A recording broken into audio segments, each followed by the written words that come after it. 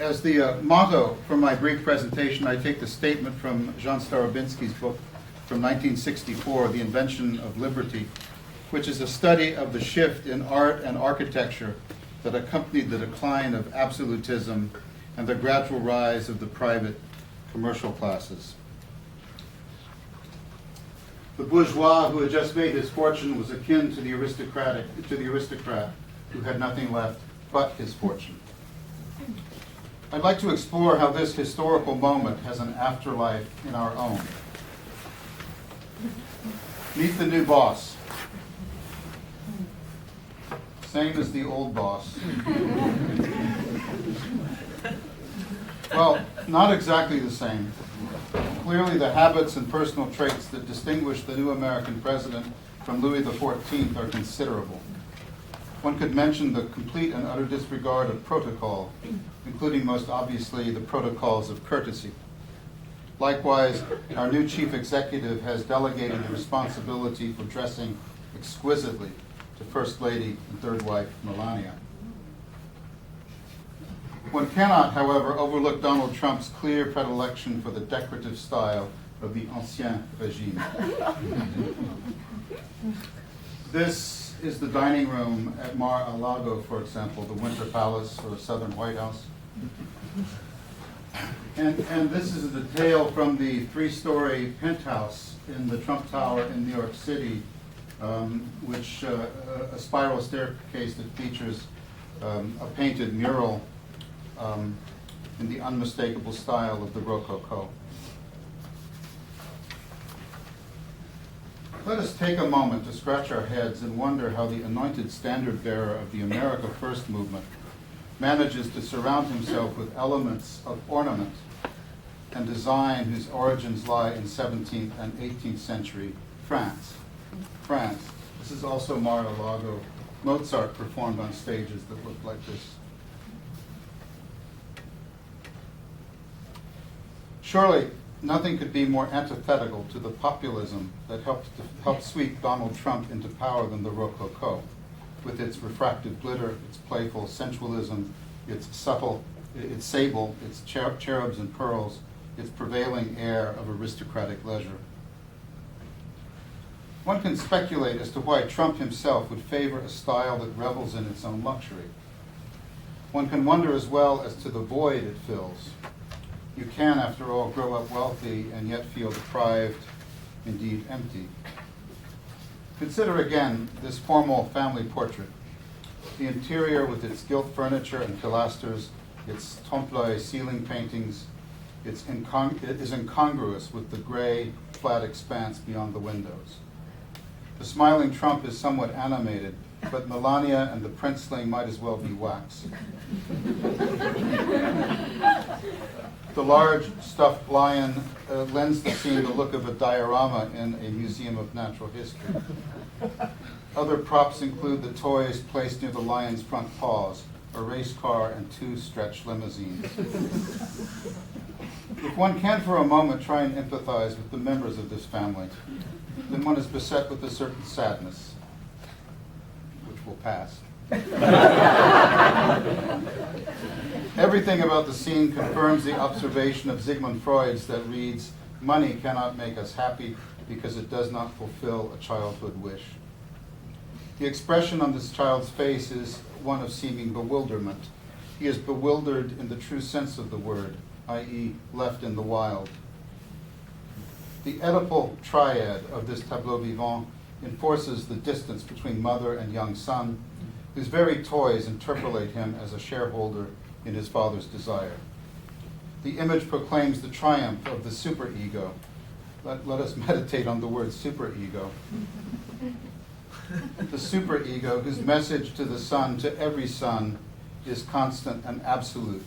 You must want what I want, but you cannot have what I have. The socioeconomic implications of this claim are staggering. Oops.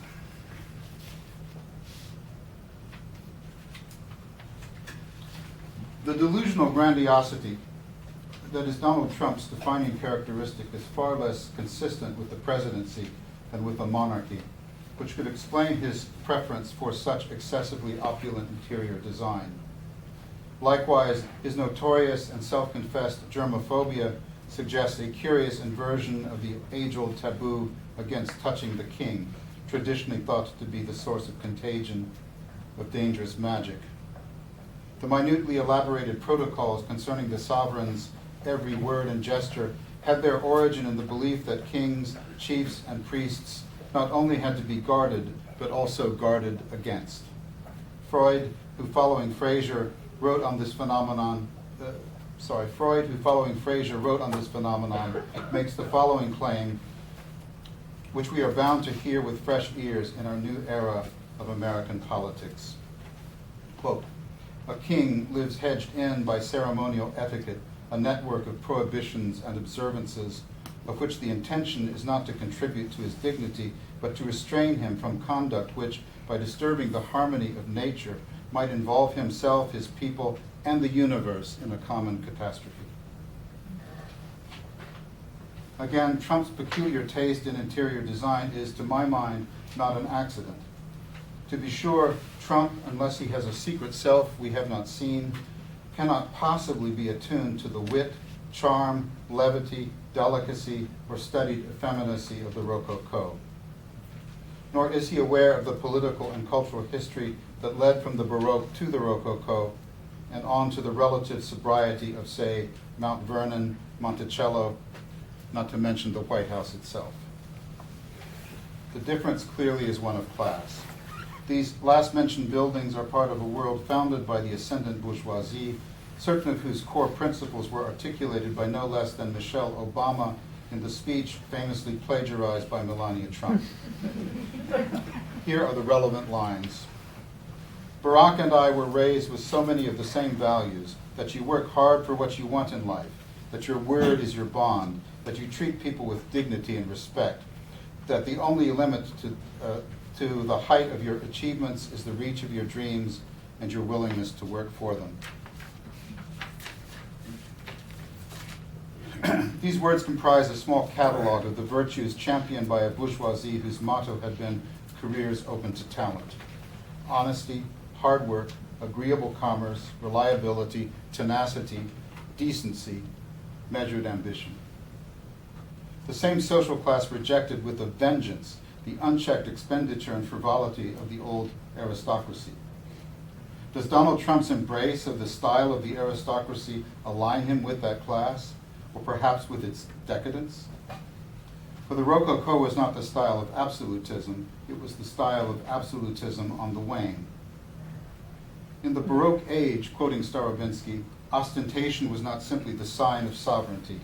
It was the expression of power externalized, made perceptible to the senses, able to renew its outward manifestations indefinitely. The solemn image of the prince in the glory of his finery, exalted in his estates and palaces, demanded universal recognition. According to the myth of absolute power, the perception of this expansive glory should immediately transform the observer into a grateful subject, making him an integral element in the circle of royal possessions. As the power of the monarch yielded to that of the state apparatus, and this is still Starobinsky, court ceremonial was no longer a symbol of the monarch's far-reaching influence and will. It had degenerated into meaningless, unjustified spectacle. The ostentation was devoid of real political substance. The king seemed to be a bored man seeking refuge from his lassitude by hearing operas, hunting, changing mistresses. The buildings he had constructed to this end, or for more serious purposes, did have a certain majesty, but their attraction and ornamentation suggested that the king's private pleasure took precedence over public interest. This was the epitome of the narcissistic, overweening aspect of the Rococo, which repudiated the Baroque rhetoric of persuasion, or else transformed this rhetoric into incoherent nonsense, or speeches consisting merely of high-flown, facile cliches. End of quote. Changing mistresses, constructing buildings, subordinating public interest to private pleasure, spouting incoherent nonsense, modeling narcissism.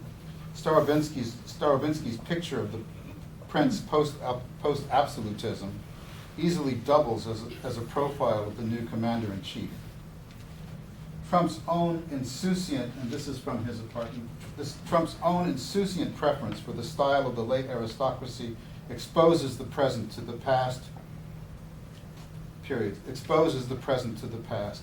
In a time in which the level of material well-being that people enjoy is radically disproportionate to the amount of or quality of labor they perform, Trump would seem intent on freezing history in the moment just prior to the age proclaimed by Michelle Obama, in which, quote, the only limit to the height of your achievement is the reach of your dreams and your willingness to work for them.